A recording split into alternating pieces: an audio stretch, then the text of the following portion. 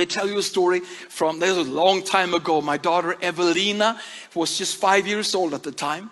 And we were in my car and she was in the back seat strapped to her car kid's seat. I'm sure there's a better English word for that, but you understand what I'm getting at.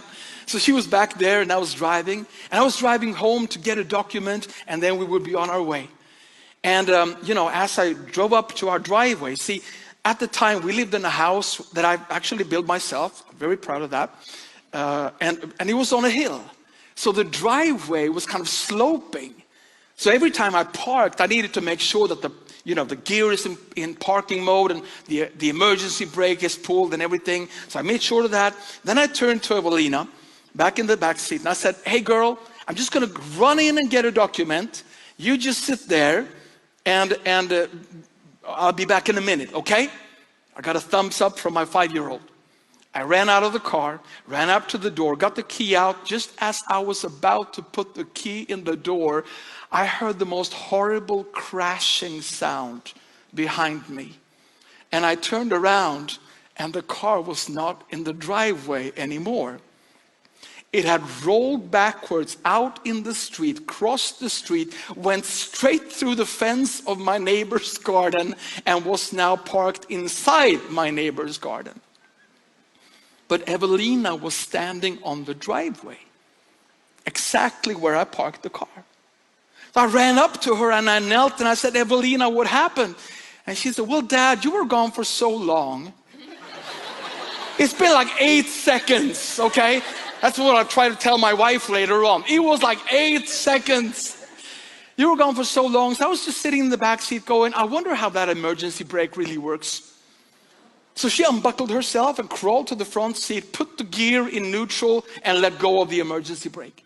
I got a very clever 5-year-old there.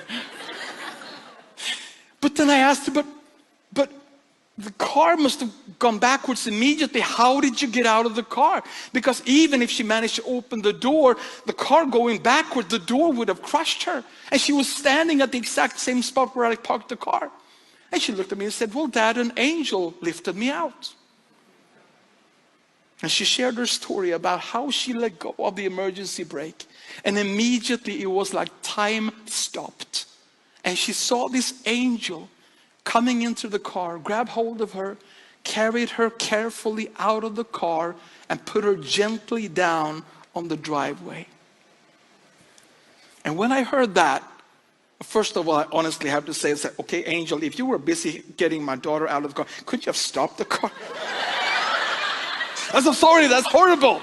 That's horrible. I didn't think that at all. I didn't think that at all. I was just amazed by the fact that God intervened to save my daughter from this trauma. And I remember that night as Maria and I, my wife and I, was kneeling and just giving thanks to God. God spoke to me. And it was one of those rare occasions where I almost could hear his voice audibly inside of me. And he said, you have no idea how many attacks of the enemy that was sent out toward you and your family that fell down to the ground even before you knew about them because of your thanksgiving. And I'll never forget that.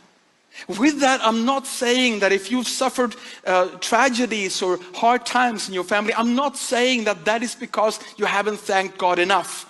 That it doesn't work that way. This is a broken world and we don't know why things happen. But I do believe that if you just keep thanking God and keep thanking God, sooner or later freedom will come.